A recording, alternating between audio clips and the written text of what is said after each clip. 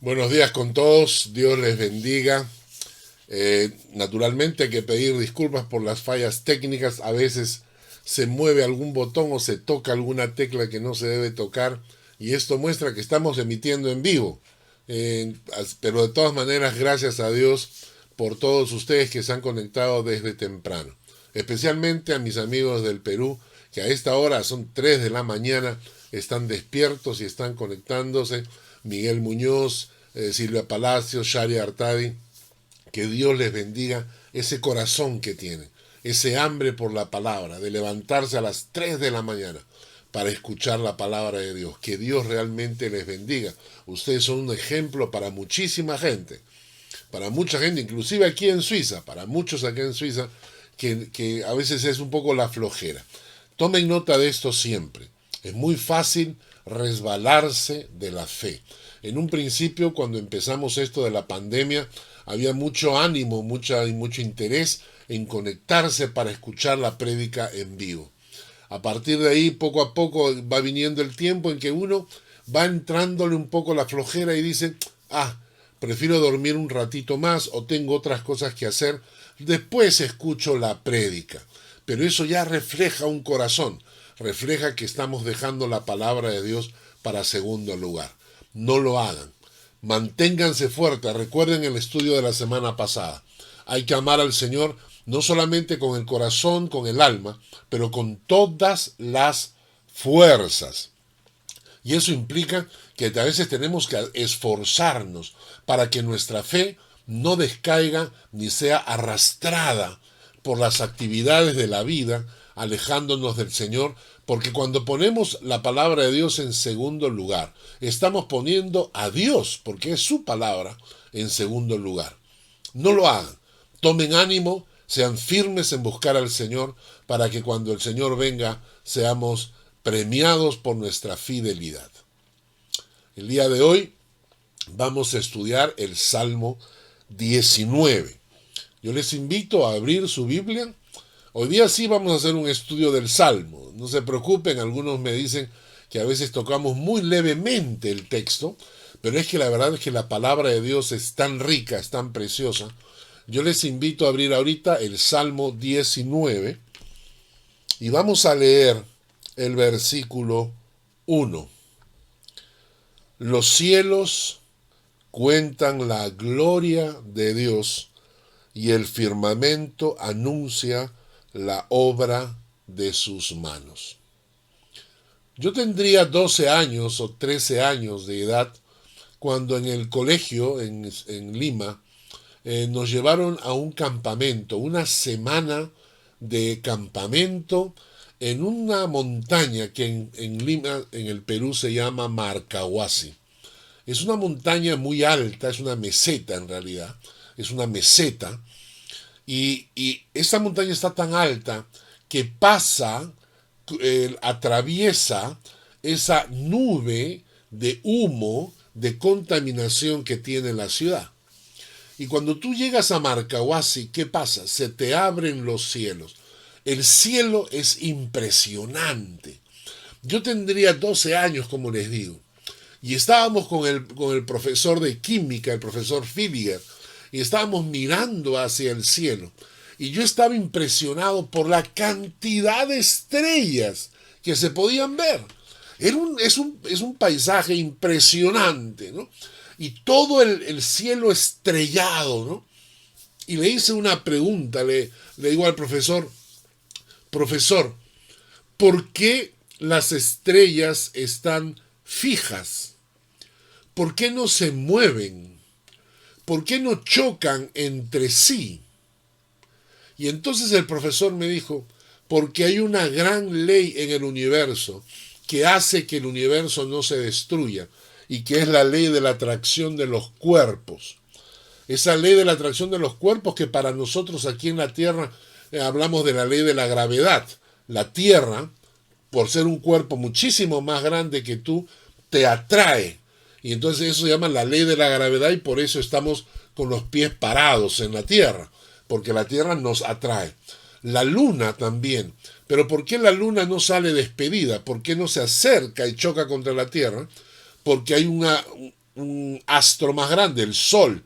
Y entonces ese Sol usa mucha más fuerza, mucha más energía, mucha más atracción.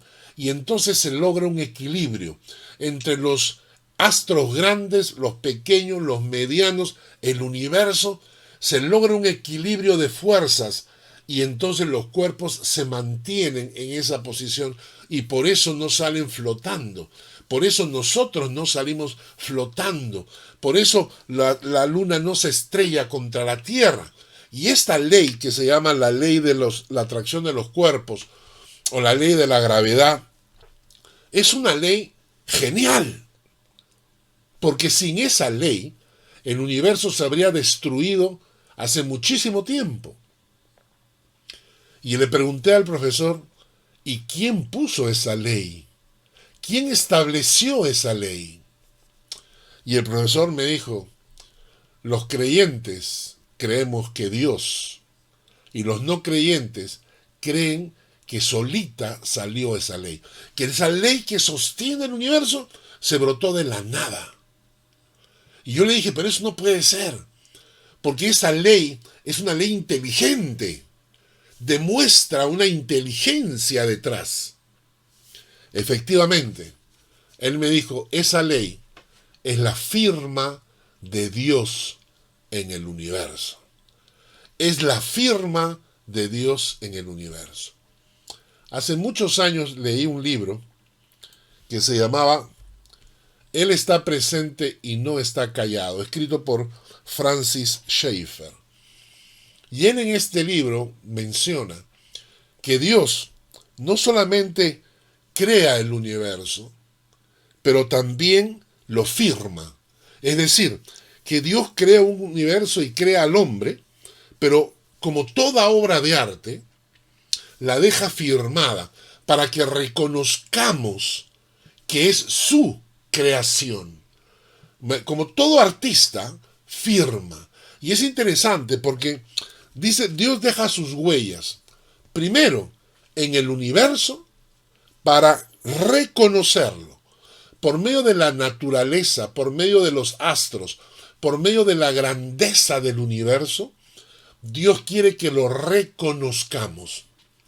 Y por medio de su palabra, quiere que lo conozcamos. Y por eso el Salmo 19 nos habla de la naturaleza que reconoce a Dios y de la palabra que nos permite conocer a Dios. Voy a repetir esa frase. Por medio de la naturaleza, Dios quiere que lo reconozcamos. Y por medio de su palabra, quiere que lo conozcamos. Y volviendo al Salmo 19, versículo 1, vamos a leerlo otra vez. Los cielos cuentan la gloria de Dios y el firmamento anuncia la obra de sus manos. Los cielos cuentan la gloria de Dios. Los cielos nos muestran la gloria de Dios. Pero creo que no hay cosa más obvia, ¿verdad? Cuando nosotros vemos la palabra acá en el Salmo 19 dice la gloria, esa palabra significa grandeza, esplendor, magnificencia, manifestación gloriosa. Cuando tú ves en el universo, y según los astrónomos, tenemos entre 100.000 y 200.000 galaxias. Escuchen bien, ¿eh? 100.000 y 200.000 galaxias, para que vean ustedes cuán limitado es el conocimiento del hombre. El hombre calcula entre 100.000 y 200.000. Miren ese pequeño margen de error. 100.000, escuchen, millones de galaxias y 200.000 millones de galaxias. ¿Saben lo que estamos hablando en números? La pequeña diferencia pueden ser 80.000 millones de galaxias. En total vamos a suponer que hayan 150.000 millones de galaxias. Una de ellas se llama la Vía Láctea. Una Una de las 150.000 millones, una, se llama la Vía Láctea, donde está nuestro sistema solar. Pero nuestro sistema solar no es el único. ¿Saben por qué? Porque solo en esa única galaxia llamada la Vía Láctea, se calculan 300.000 millones de otras estrellas parecidas al Sol de diferente tamaño. Es decir, solo en una de esas 150.000 millones de galaxias, en una llamada la Vía Láctea, hay un sistema solar, uno, que es uno en 300.000 millones de sistemas solares. Dígame, ¿no muestra esto la grandeza de Dios? Por Dios, ¿no muestra esto la magnificencia y la gloria de su Creador? Hace tiempo cantábamos una canción, hoy la escucho poco, pero es una canción preciosa, que dice: Señor mi Dios, al contemplar los cielos y el firmamento y las estrellas mil. Y cuando llega el coro, dice: mi corazón entona esta canción. Cuán grande es Él, cuán grande es Él. Pero el versículo 1 del Salmo no solamente dice: los cielos cuentan la gloria de Dios, pero también dice: el firmamento anuncia la obra de sus manos. El firmamento anuncia la obra de sus manos. Cuando vemos el firmamento y cómo se creó todo y cómo se formó todo, vemos la mano de Dios expresada. Es decir, definitivamente, hay un texto bíblico que quiero que leamos, que dice Romanos 1:20, las cosas invisibles de Él, su eterno poder y deidad, se hacen claramente visibles desde la creación del mundo, siendo entendidas por medio de las cosas hechas, de modo que no tienen excusa. Y acá en el versículo 20 nos dice, hay tres palabras claves: eterno, poder, deidad. Eterno, poder, deidad. ¿No es cierto? Quiere decir, el pasaje nos dice que las cosas invisibles de Él, ¿cuáles son? Su eternidad, su poder todopoderoso y su divinidad, su existencia divina. ¿Entendieron? Su eternidad, su todopoder y su existencia divina se hacen claramente visibles. ¿Cuándo? En el momento de la creación del mundo. ¡Claro! Si nosotros entendemos la creación del mundo, ¿qué es lo que comprendes? ¿Qué es lo que sale a luz en la creación del mundo? Estas tres cosas. Porque en el momento de la creación, entiendes que hay un Dios, entiendes que ese Dios es eterno, porque Él no está sujeto al tiempo, y entiendes que ese Dios es todopoderoso. Divinidad, poder, eternidad. Y dice el texto, estas tres cosas se manifiestan desde la creación del mundo. Vamos a ponerlo en otras palabras. La creación del mundo te muestra que existe un Dios que es todopoderoso y que es eterno. ¿Y qué es lo que me quieren enseñar los ateos? Los ateos, hace tiempo atrás, crearon la ilusión, la imaginación de un cuento que se llama el Big Bang. En ese cuento, en esa historieta, te dicen que había un punto de energía, pero tan grande, hace millones de años, y ese punto de energía de repente explotó, sin razón alguna, y en un microsegundo se creó el universo. Qué interesante. ¿Cuántas dudas? ¿Por qué explotó? ¿Desde cuándo está? ¿Quién creó ese punto de energía? ¿Por qué explotó el punto de energía? ¿Qué tanto se demoró en explotar? ¿Cuáles fueron las causas? No hay respuesta. Para eso no hay respuesta. Solamente es una teoría que quiere quitar a Dios de nuestras vidas. Pero es una teoría que necesita tener mucha fe.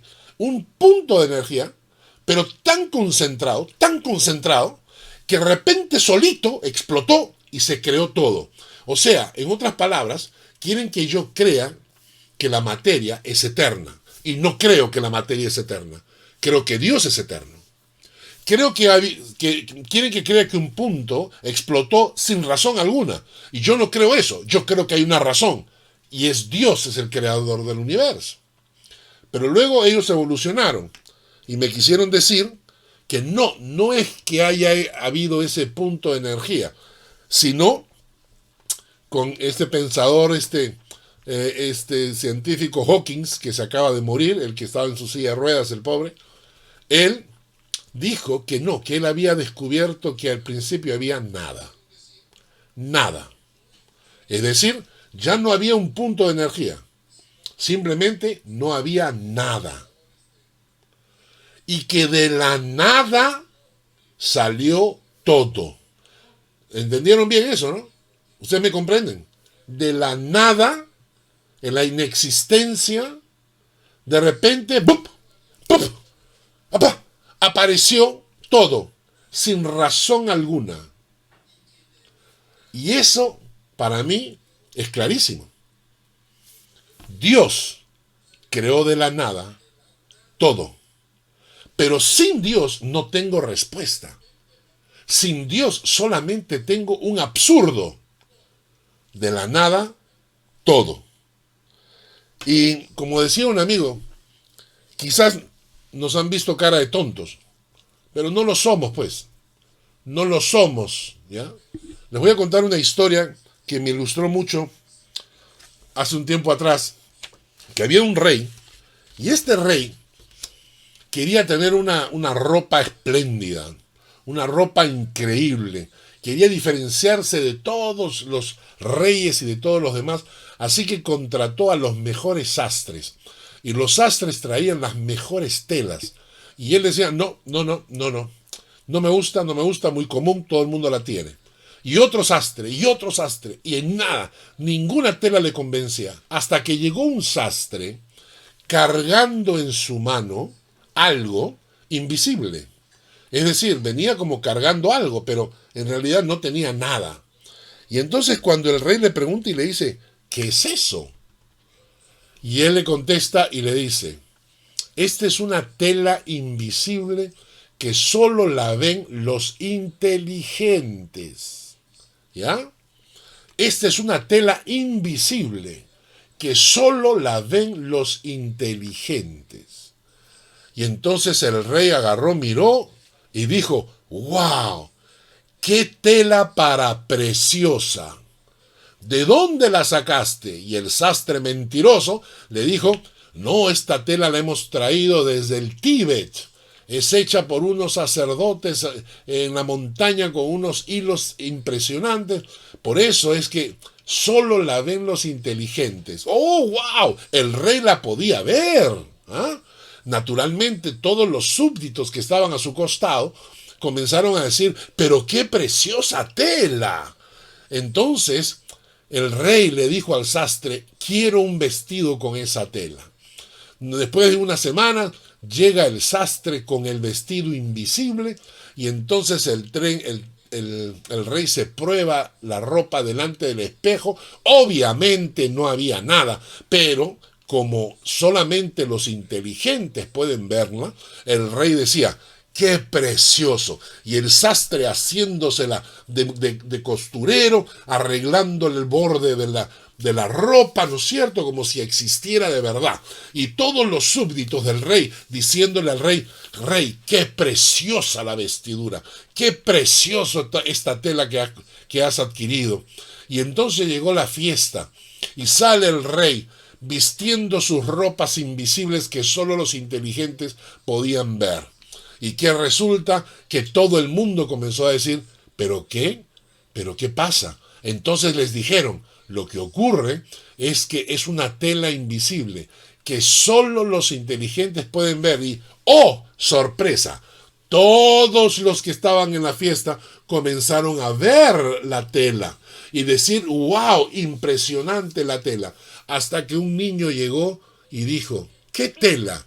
Está desnudo. Eso es lo que han querido hacernos creer muchas veces los científicos. Nos quieren hacer creer que la tela es invisible y que solo las inteligentes lo pueden ver. Que el universo salió de la nada. De la nada, que el universo salió de la nada. Y entonces los inteligentes dicen, wow, qué absoluta verdad, ¿no es cierto? Es tan verdad esto, porque de la nada salió el universo, y eso significa ser inteligente. Y para mí eso significa ser tonto, porque de la nada no se produce el universo. Entonces, lo que yo veo en el universo, sí, lo que yo veo en el universo es la gloria de un Dios todopoderoso. Y el firmamento anuncia la obra de sus manos. Y cuando veo el universo, no puedo pensar en otra cosa que decir, Señor, grande eres, poderoso eres, eterno eres. Y es verdad. ¿Y saben lo que pasa? Creo que el universo, no hay ninguna explicación razonable para el universo sin Dios. Pero por otro lado, quiero hablar de los creyentes, los cristianos. Nosotros los cristianos a veces hemos sido medios tontos. ¿Verdad? Hemos, en lugar de defender nuestra fe y defender la creación, a veces tomamos el papel de tontitos y dejamos que nos apabullen, ¿no? Y yo recuerdo un tiempo atrás que estaba con un amigo caminando por una plaza en Lima, la Plaza San Martín, y había un hombre discutiendo con un cristiano. Y el hombre ateo lo gritaba al cristiano, no, que Dios no existe, que no pasa, que bla, y gritaba todo eufórico. El cristiano tomaba una posición tranquila, una posición suave. No, escúcheme, es que fíjese usted la palabra de Dios. Y el otro gritaba, ¿qué palabra de Dios? No conoce. Me dio tanta cólera que me metí en la discusión y lo confronto al ateo. Y le digo, tú, ¿dónde estabas cuando todo esto ocurrió? ¿Dónde estabas cuando creó el universo? Dios creó el universo. ¿Tienes tú pruebas? ¿Tienes fotos de la creación? Tú dices que todo salió de la nada. ¿Dónde están las pruebas? Muéstrame pruebas. Repítelo científicamente. No tienes manera de demostrarlo. Y entonces lo confronté y le dije, tú te crees muy sabio, muy inteligente. Pues bien, mostremos delante de este público la existencia de Dios. Maldice a Dios y muérete delante de todos, ahora mismo. Maldice a Dios y muérete delante. Y que Dios mande juicio para que todo el mundo sepa. Y el hombre se le puso la cara blanca. No sabía qué decir. Y yo le dije, ¿te das cuenta? Aún en el fondo de tu corazón tienes temor de Dios. Hermanos, es hora de que los creyentes nos levantemos y empecemos a defender nuestra fe. Y empecemos a defender la creación, porque la creación es lo más lógico que podemos creer. Una persona que cree en la creación es lo más inteligente que hay. No me digan que creer que salió de la nada es ser inteligente, pues. Pero no tomemos una posición así, todo suavecito. No, como creyentes, defendamos nuestra fe. Defendamos que el Señor creó y que los cielos cuentan la gloria de Dios y que el firmamento anuncia las manos de nuestro Creador. ¿Ah? ¿Les parece? Pero miren algo, ¿eh? Vamos a seguir leyendo. Versículos 2 al 6, esto es precioso. Dice, un día emite palabra a otro día, y una noche a otra noche declara sabiduría. No hay lenguaje ni palabras, ni es oída su voz. Por toda la tierra salió su voz, y hasta el extremo del mundo sus palabras. En ellos puso tabernáculo para el sol, y éste como esposo que sale de su tálamo, se alegra cual gigante para correr el camino. De un extremo de los cielos es su salida, y su curso hasta el término de ellos, y hasta que se esconda de su calor. La naturaleza, el sol. Dice que no hay un idioma entre ellos, pero un día le emite palabra al otro día. Una noche le habla a la otra noche. Lo que nos está diciendo es que en medio de la naturaleza hay una voz silenciosa, la voz de Dios. ¿Y saben qué? Es cierto. Acá en Suiza, en primavera, a mí me impresiona, porque viene el invierno, y el invierno, para que las plantas sobrevivan, entonces las plantas tienen que concentrar toda su energía en sus raíces, y botan todas sus hojas. Y entonces cuando la nieve cae, tú ves todos los árboles completamente deshojados, que se conoce como el otoño, cuando botan sus hojas. Entonces todos los árboles ya no tienen hojas, con excepción del pino, que es el que se mantiene verde, por eso se utiliza en la época de Navidad. Pero todos los demás árboles han botado sus hojas y se llenan sus ramas con nieve, entonces el paisaje es blanco, la tierra es blanca, no hay pasto, no hay flores, no hay nada, no hay cosecha, nada, no. Cuando pasa el invierno, viene la primavera. Y después cuando está entrando la primavera, escuchen algo precioso. Un día tú sales y encuentras que frente a tu jardín han brotado las primeras florcitas, amarillas, blanquitas. Pero ¿sabes qué? Sales con tu auto y recorres toda la zona y en todos los jardines han brotado el mismo día. ¡Qué precioso! Es como si hubieran puesto de acuerdo. Es como que la naturaleza habla entre ellos. Y entonces agarran y dicen, bueno, tal día empezamos a salir y ¡bum! Brota, ¿no? Es impresionante, hermanos. Pero tenemos que seguir avanzando. Si por un lado la naturaleza nos permite reconocer divinidad, eternidad y todo poder, Dios no solamente quiere que lo reconozcamos como el Creador, pero Dios quiere que lo conozcamos como nuestro Dios. Y para eso nos dejó su palabra. Quiero que leamos de los versículos 7 al 10. Versículos 7 al 10. Dice, la ley de Jehová es perfecta, que convierte el alma. El testimonio de Jehová es fiel, que hace sabio al sencillo. Los mandamientos de Jehová son rectos, que alegran el corazón. Y el precepto de Jehová es puro, que alumbra los ojos. El temor de Jehová es limpio, que permanece para siempre. Los juicios de Jehová son verdad, todos justos. Deseables son más que el oro, y más que mucho oro afinado, y dulces más que miel, y que la que destila del panal.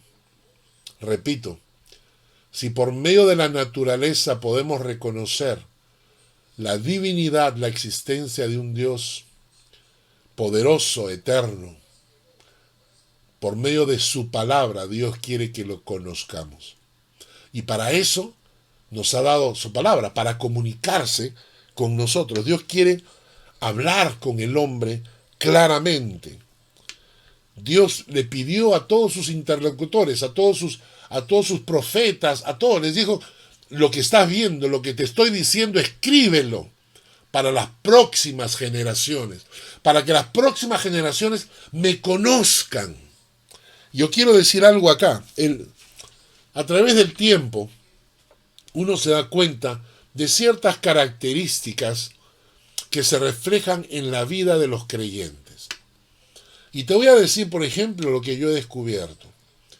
El lugar que ocupa la palabra de Dios en tu vida es el lugar que Dios ocupa en tu vida. ¿Ah? Te voy a repetir. El lugar que la palabra de Dios ocupa en tu vida es el lugar que Dios ocupa en tu vida. Si la palabra de Dios tiene un lugar primordial, una importancia en tu corazón, es porque Dios tiene un lugar primordial y te importa. Cuando tú puedes dejar la palabra de Dios y desplazarla a un segundo lugar, es lo mismo con Dios. Haces exactamente lo mismo con Dios. Este es un factor. ¿Cómo reconocer? Entonces dice, la palabra de Dios, el lugar que la palabra de Dios ocupa en tu vida, es el lugar que Dios ocupa en tu vida. Y es interesante porque, basados en este pasaje de Salmos, se utilizan una serie de expresiones, todas denotan la palabra de Dios. Por ejemplo, dice el versículo 7, dice, la ley de Jehová es perfecta. La palabra ley acá también se puede traducir como la enseñanza de Dios. La enseñanza de Dios es perfecta, que convierte el alma. El testimonio, lo que da un testigo, cuando alguien dice, yo soy testigo de tal cosa, ahí viene la palabra. Dios da testimonio. Dios está diciéndonos lo que es cierto. Dice, el testimonio de Jehová es fiel, hace sabio al sencillo. A la palabra de Dios también se le llaman sus mandamientos.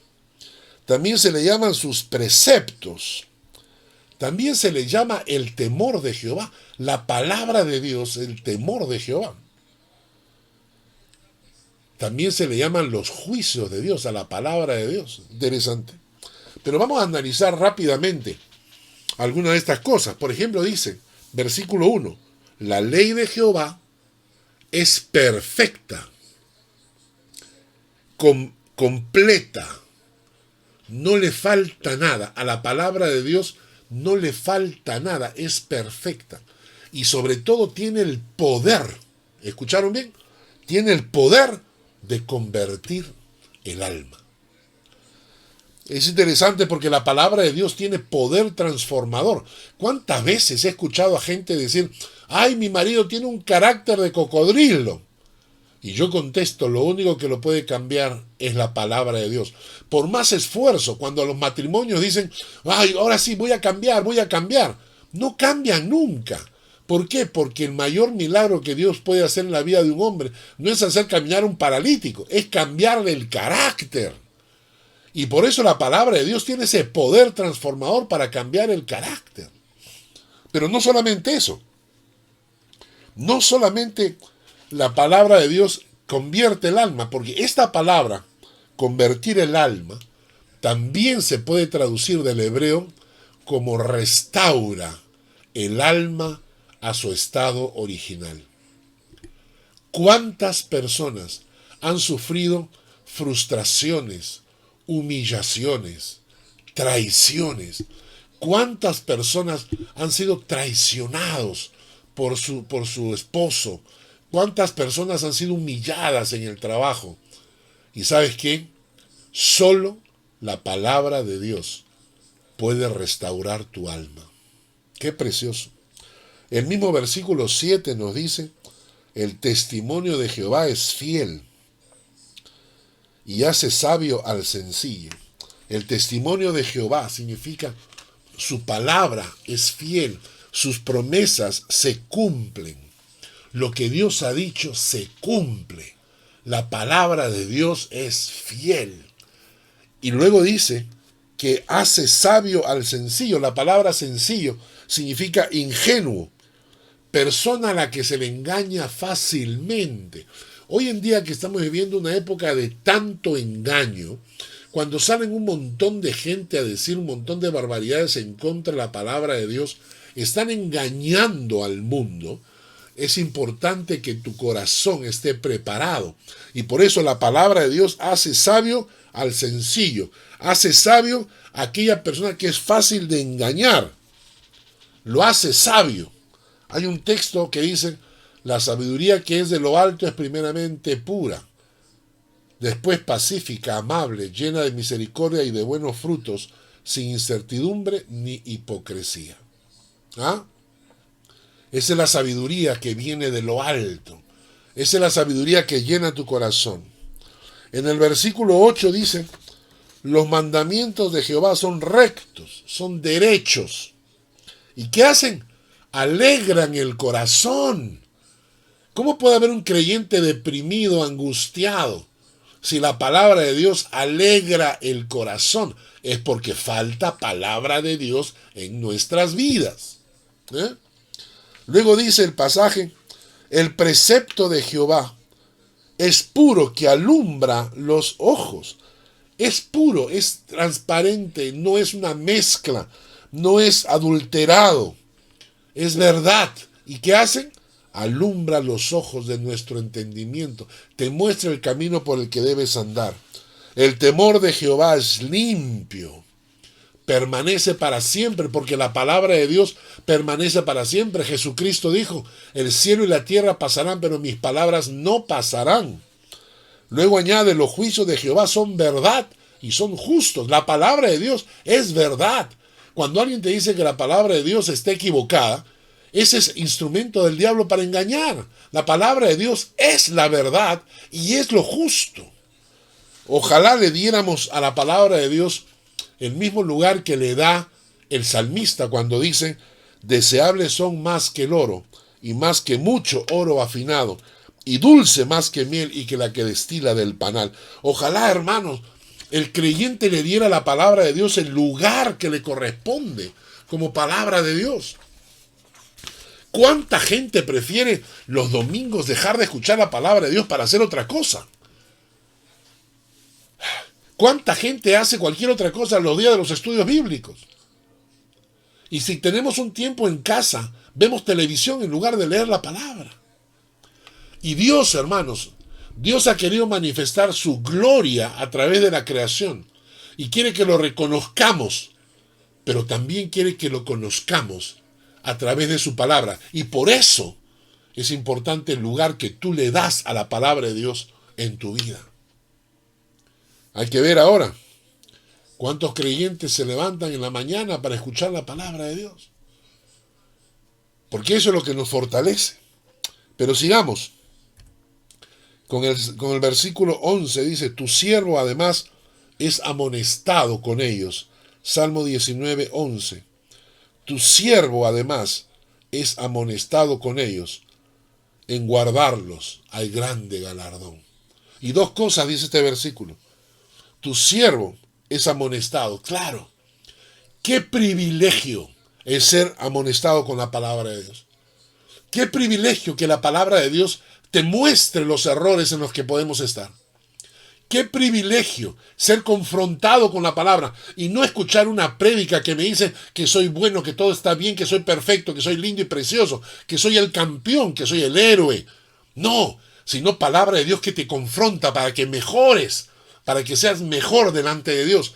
Qué privilegio que ser confrontado por la palabra. Dé gracias a Dios si en la iglesia a la cual usted asiste o las prédicas que usted escucha le confrontan con la palabra y no le hacen creer que usted es la última Coca-Cola del desierto, porque no es así, hermano, porque estamos en proceso de transformación. Necesitamos la verdad que duela, no la mentira que nos haga daño. Y dice además, en guardarlos hay grande galardón, porque cuando guardamos la palabra, recuerda esto, cuando guardas la palabra, las bendiciones de Dios te alcanzan. Cuando guardas la palabra, las fuerzas espirituales del universo se confabulan a tu favor. Si guardas la palabra, las fuerzas espirituales del universo, de Dios, se confabulan a tu favor. Seguimos en el Salmo 12, 19, versículos 12 y 13. ¿Quién podrá entender sus propios errores? Líbrame de los que me son ocultos. Preserva también a tu siervo de las soberbias, que no se enseñoreen de mí. Entonces seré íntegro y estaré limpio de gran rebelión. Y la palabra de Dios hace esto, hermano. La palabra de Dios nos muestra nuestros errores. Claro que es duro, ¿no es cierto? Claro que es difícil. Y cuando estamos leyendo la palabra, escuchamos una prédica, ¡ay, cómo duele cuando la palabra de Dios te toca! Pero qué privilegio es eso, que la palabra nos prohíbe, nos preserva del error. ¿Quién podrá entender sus propios errores? Líbrame de los que me son ocultos. Y así deberíamos orar. Cada mañana decirle al Señor, examíname, oh Dios, y conoce mi corazón. Pruébame y conoce mis pensamientos. Ve si hay en mí camino de perversidad y guíame en el camino eterno. Qué lindo. Esta debería ser nuestra oración. Señor, muéstrame mis errores. Señor, muéstrame en qué te estoy fallando, Padre. Señor, yo no quiero equivocarme, yo no quiero errar, yo no quiero ofenderte, Señor. Yo quiero vivir una vida que sea digna para ti. Yo quiero vivir una vida que te honre, Padre. Oh Señor, quítame de mis errores, muéstrame los errores que no entiendo. Abre mis ojos. Vamos al versículo 14, Salmo 19, 14. Sean gratos los dichos de mi boca y la meditación de mi corazón delante de ti, oh Jehová, roca mía y redentor mío. Interesante porque el salmista dice, sean gratos los dichos de mi boca y la meditación de mi corazón. No solamente mi boca debe agradar a Dios, pero mis pensamientos, los dichos de mi corazón, la meditación de mi corazón. Lo que le estamos diciendo es, podemos engañar a todos, pero no podemos engañar a Dios. Podemos mentirle a la gente con nuestras palabras, pero no podemos mentirle a Dios. Y el texto nos dice que lo que hablo y que lo que pienso sean gratos delante de Dios. Y esto implica, hermanos, una honestidad y una sinceridad de fe. Tú puedes vivir y jugar a la religión, pero solo te engañas a ti mismo. Quizás nos engañes a nosotros, pero nunca engañaremos al Señor. Y el texto, versículo 14, termina diciendo dos cosas que me impresionan. Roca mía y redentor mío. Roca mía y redentor mío. La roca en la que estoy parado. Mi Dios, que se expresa en la naturaleza. Que la naturaleza y el universo reflejan un Dios todopoderoso, eterno. Y la palabra de Dios, con la cual Dios quiere hablarme, para sacarme de mis errores, para transformarme en alguien que agrade a Dios, no solamente con los labios, sino con la meditación del corazón. Y que yo pongo la palabra de Dios en prioridad en mi vida para eso. Y todo lo hago, ¿por qué? Porque Dios es mi roca, en la cual estoy parado, firme. Deuteronomio 32, versículos 3 al 4 dice, porque el nombre de Jehová proclamaré, engrandeced a nuestro Dios. Él es la roca, cuya obra es perfecta, porque todos sus caminos son rectitud, Dios de verdad, y sin ninguna iniquidad en él es justo y recto. El texto de Deuteronomio 32, 18. De la roca que te creó, te olvidaste. Te has olvidado de Dios, tu creador. Y por último, el Salmo 73, 26. Mi carne y mi corazón desfallecen, mas la roca de mi corazón y mi porción es Dios para siempre. Pero el salmista no solamente dice que ese creador del universo es su roca firme, pero también lo llama su redentor. Aquel que compró a precio de sangre su vida. Cuando tú dices redentor, estás diciendo que Él te compró, que tú le perteneces, que tu vida le pertenece al Señor, que tú eres propiedad del Señor. ¿Te cuesta decir eso? ¿Te cuesta decir, soy propiedad del Señor? Yo le pertenezco a Él, Él es mi dueño, Él es mi Señor. ¿Te cuesta decirlo? Porque eso es el redentor. Tu redentor es el que te compró a precio de sangre para liberarte de la esclavitud. Entonces, cuando tú dices, tengo redentor, tienes salvador.